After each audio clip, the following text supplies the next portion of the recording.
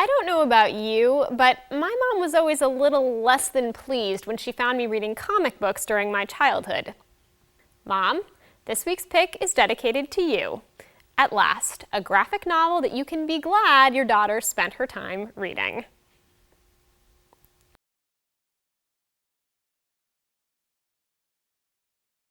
Persepolis, the story of one girl's child and young adulthood in Iran during the Islamic Revolution, is kind of old news.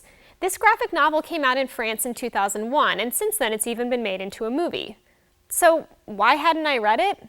The same reason my mom would occasionally get on my case when I was a kid. The story is presented in graphic novel form. Turns out, though, that it's an ideal approach for this memoir. The style brings to life the setting and scenes of the author's childhood. It also manages to make a painful and often tragic story a little bit more accessible for those of us who haven't grown up knowing constant repression, warfare, and loss. One other thing about the graphic novel format.